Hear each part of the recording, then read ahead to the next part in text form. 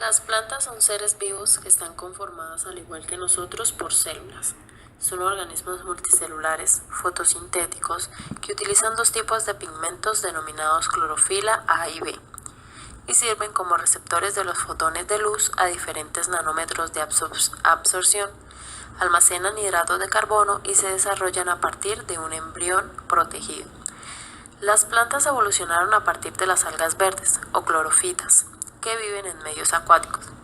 Posteriormente, y a medida que se hacía impetuoso salir del agua, estos organismos debieron desarrollar estructuras características para retener el agua, tales como una cubierta de cutícula cerosa, que retardará a la planta primitiva contra la desecación.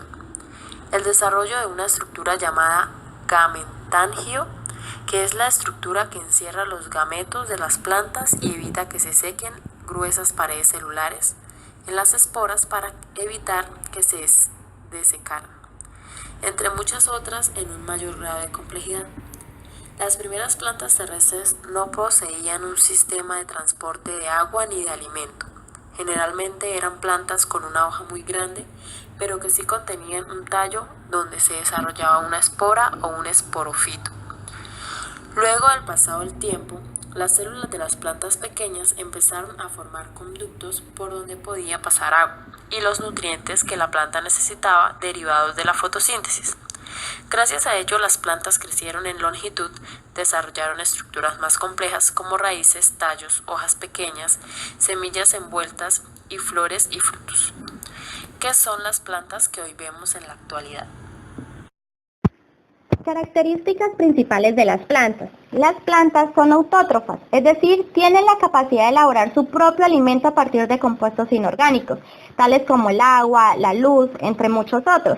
También tienen la capacidad de captar la energía de la luz solar, intervienen en la regulación del clima y son organismos pluricelulares eucariotos, lo que significa que poseen gran número de células. Se clasifican en dos grandes grupos: plantas sin flor como los musgos y helechos y plantas con flor tales como las gimnospermas y angiospermas. En el grupo de las gimnospermas encontramos los pinos y muchos otros. En cambio, las angiospermas, el manzano, las margaritas, etc. En la actualidad se conocen más de 300.000 plantas diferentes. Clasificación de vida de las plantas. Las plantas modernas se clasifican en tres: anuales, bienales y perennes. El ciclo de vida de las plantas anuales se completan en una sola estación de crecimiento, es decir, cuando termina esta etapa de crecimiento, los órganos vegetativos, tales como las raíces, los tallos y las hojas, mueren y las semillas son el único nexo entre una generación y otra. Un claro ejemplo de esto es la amapola y la planta bandarilla. En las plantas bienales incluye dos estaciones de crecimiento. En la primera se forma una roseta de hojas cerca del suelo y la raíz, y en la segunda estación se movilizan las reservas almacenadas. La planta seguidamente florece y completa el ciclo con la conformación de frutos o semillas. Finalmente, la planta muere y las semillas dan lugar a una nueva generación. Un claro ejemplo de esto es la planta minutiza. Finalmente, las plantas perennes, su estructura vegetativa persiste año tras año, lo que significa que se observa el envejecimiento y la muerte de las hojas a lo largo del año. Un claro ejemplo de esto son los castaños de Indias. Pueden no florecer hasta los 25 años de edad. Otro claro ejemplo es la albahaca y el romero. Nutrición de las plantas. Además del agua, las células vegetales necesitan azúcares que ellas mismas producen por fotosíntesis. Pero, aunque son muy ricos en energía, los azúcares no son suficientes para la nutrición de una planta. Las células vegetales requieren varios elementos químicos adicionales, los conocidos nutrientes minerales, que se encuentran en el suelo en forma de iones. Las plantas absorben nutrientes minerales junto con el agua de la solución que las rodea a través de las raíces que circulan hasta el vástago en la corriente transpiratoria. Las raíces fijan la planta al suelo e incorporan agua y minerales esenciales. En la mayoría de las plantas, la estructura interna de la raíz está formada por tres sistemas de tejidos: la epidermis, la corteza y el cilindro central. En la epidermis Protege a los tejidos internos y cubre la totalidad de la raíz joven. Las células epidermis tienen las extensiones tubulares finas, los conocidos pelos radicales. A través de estos pelos, la planta absorbe la mayor parte de agua y minerales. En la corteza ocupa casi todo el volumen de la raíz joven. En ella se encuentra la endodermis, en cuyas paredes se depositan la suberina, sustancia impermeable que impide que el agua y los nutrientes disueltos pasen a las paredes celulares. Finalmente, el cilindro central de la raíz consiste en el xilema y el floema, rodeados por una o más capas de células. Periciclo. Es aquí en donde surgen las ramificaciones de la raíz, siendo estas raíces secundarias. La colonización de las plantas del medio terrestre requirió de la evolución de muchas adaptaciones anatómicas, fisiológicas y reproductivas. Las plantas tienen una cutícula cerosa que las protege de la pérdida de agua y estomas para el intercambio de gases que se necesita durante la fotosíntesis. En el ciclo de vida de las plantas tiene una alternancia de generaciones en la que pasan parte del ciclo en una generación gametofítica haploide y parte en una generación esporofítica diploide. La planta gametofítica produce gametos por mitosis. Durante la fecundación, estos gametos se unen para formar un cigoto, el primer estado de la generación esporofítica. El cigoto se desarrolla y forma un embrión pluricelular que el gameto protege y alimenta. La planta esporofítica madura se desarrolla a partir del embrión y produce células esporogénicas, células madres de las esporas.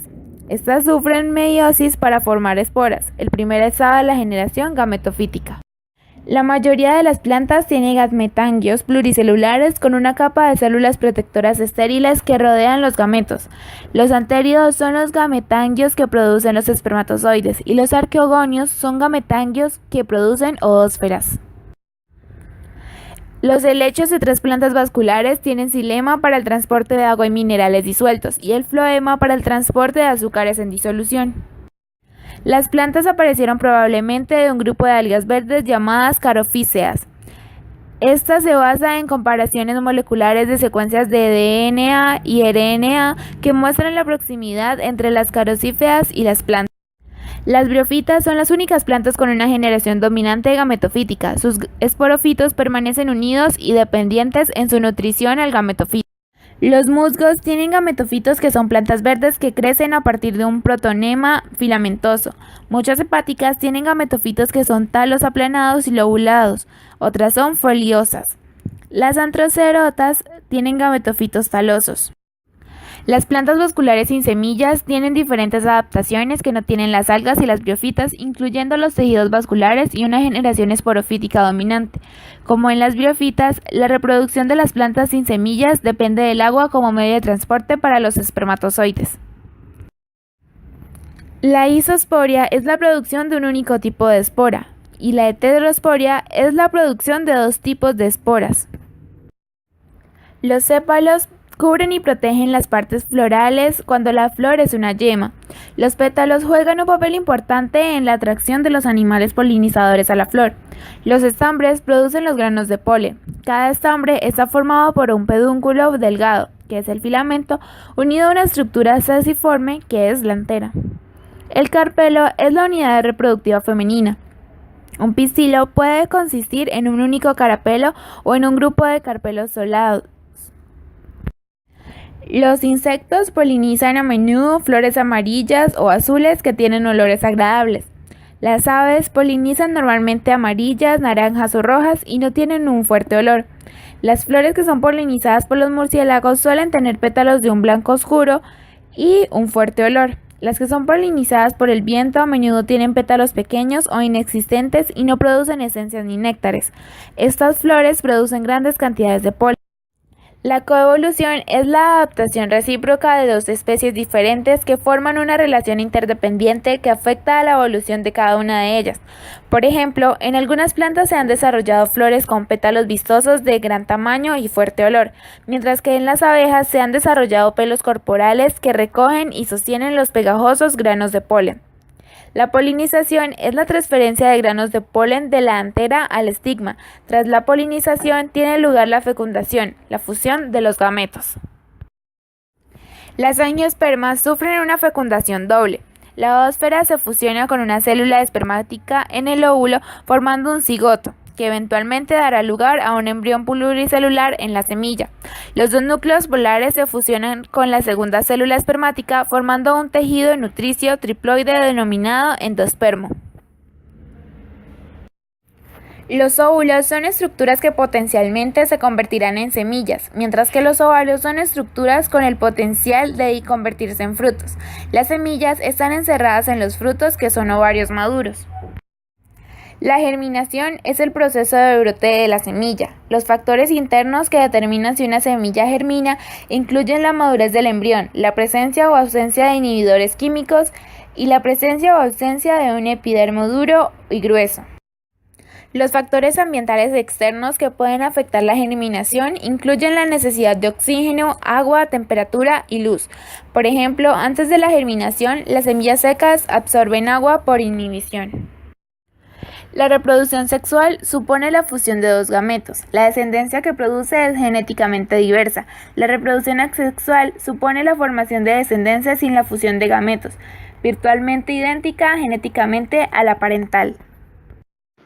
A través del tiempo, la humanidad ha dependido directamente o indirectamente de las plantas, tanto así que de ellas se obtienen numerosos productos para satisfacer las necesidades de los seres vivos, tales como alimentarias, salud, estética, materiales naturales, entre muchos otros. Es indispensable entender la importancia de este reino en nuestras vidas, ya que ellas sirven de filtro para la contaminación ambiental, regulan el clima, generan oxígeno y por consiguiente reducen de manera considerable el calentamiento global.